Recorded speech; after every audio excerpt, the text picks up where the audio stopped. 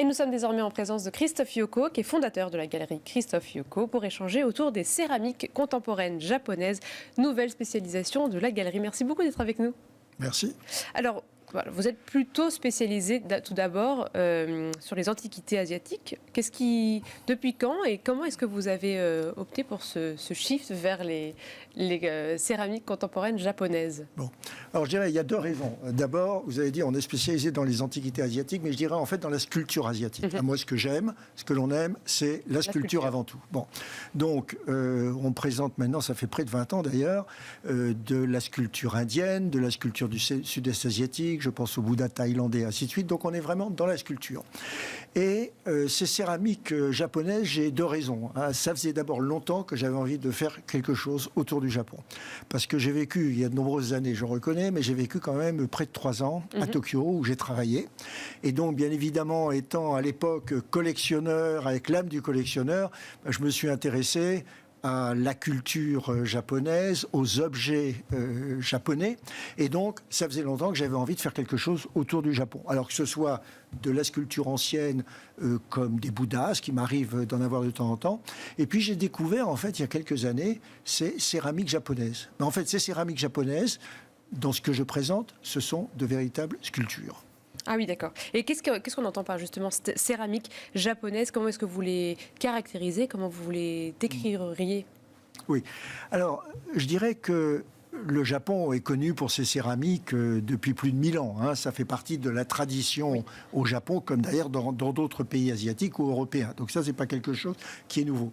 Mais en fait, il y a une rupture un peu au milieu du XXe siècle, où il y a eu un mouvement qui s'est créé, où des céramistes ont décidé en fait d'innover, surtout que le Japon est quand même un pays qui est de très forte tradition. Oui, l'héritage est très fort. Donc l'objectif en fait, ou disons la démarche de ces artistes, ça a été de rester fidèle à la tradition d'une certaine manière, au moins au niveau des techniques, mais également d'apporter énormément de modernité dans leur approche. Donc c'est une sorte de fusion, de réconciliation, si on peut dire, entre la tradition et puis le besoin également de modernité, de contemporains à travers ces céramiques.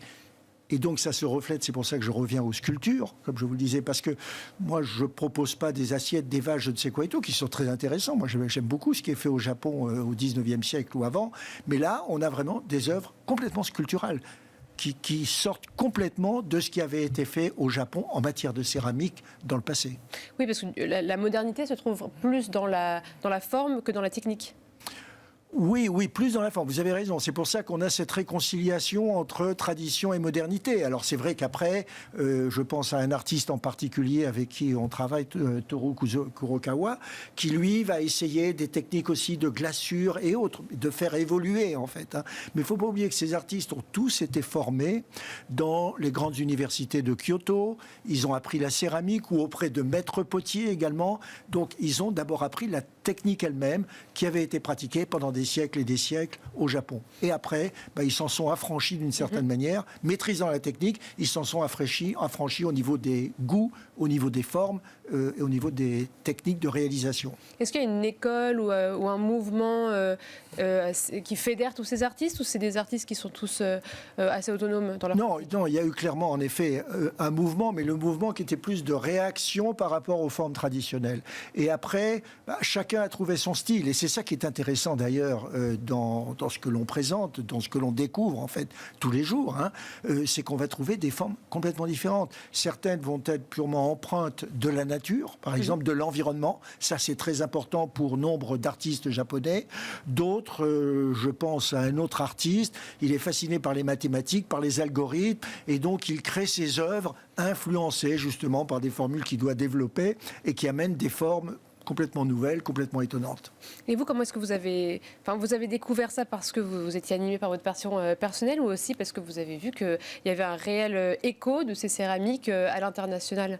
Oui, je dirais... non, la première démarche, ça a été un peu une découverte, je ne veux pas dire par hasard, mais regardant ce qui touchait au Japon. Et ça fait partie du bonheur de notre métier, c'est la découverte. Et puis après, c'est d'expérimenter. Donc j'ai commencé à voir des céramiques, ça m'a plu. Et donc justement, ça me ramenait vers le Japon avec des choses que j'aimais. Et j'ai commencé à en montrer.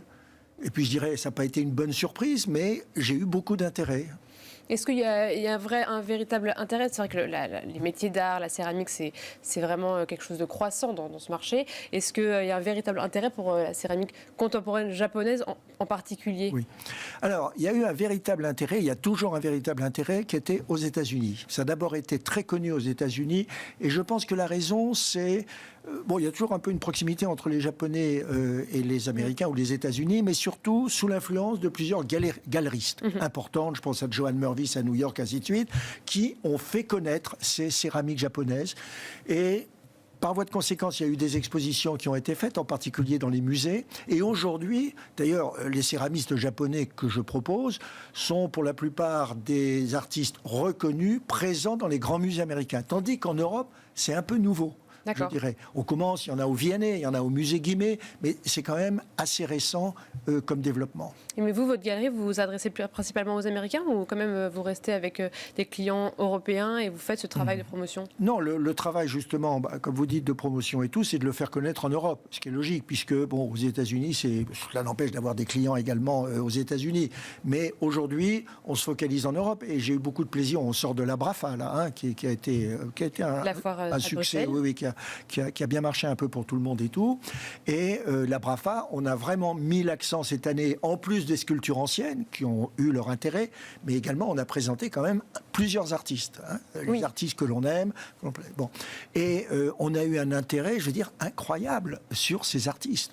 Donc ces collectionneurs qui viennent à la BRAFA pour aussi des antiquités, ils ont été aussi séduits par l'aspect contemporain de ce que vous présentez. Oui, et en fait, je dirais, on a fait un certain nombre de ventes, on a rencontré beaucoup de nouveaux clients qui ne s'intéressaient pas vraiment à l'art asiatique ancien, mais qui ont vraiment apprécié, qui ont bien ressenti, en fait, parce que c'est de l'émotion, c'est des œuvres que l'on présentait. Surtout que, de nouveau, c'était des œuvres très sculpturales, et donc il fallait un peu imaginer, il fallait retenir, en fait, l'ambiance que cela représentait, les conditions dans lesquelles ça a été fait, et on a eu un intérêt tout à fait certain, confirmé par des ventes. Parce que... Oui, et c'est une nouvelle typologie de collectionneurs à qui vous vous adressez ou vous arrivez à faire des croisements?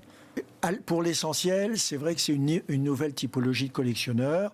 Bon, on a également des collectionneurs, oui, j'ai eu quelques collectionneurs qui sont dans l'art ancien, qui se disent, bah, tiens, c'est intéressant de mélanger les deux, comme nous on le fait en fait, hein, parce que finalement, c'est la démarche que j'ai suivie. Hein. Je ne suis pas passé au contemporain en disant, parce que le contemporain, c'est important d'être dans le contemporain. C'est purement une question de goût et de sensibilité vers le Japon. Oui, c'est pas un besoin aussi pour une galerie, peut-être de se renouveler aussi, de proposer un nouveau regard sur des nouveaux objets. Ça peut être aussi cet axe-là. Bah, je dirais, il faut toujours pour une galerie évoluer. D'abord parce que une galerie, c'est avant tout une passion. C'est avant tout des émotions que l'on partage avec des collectionneurs.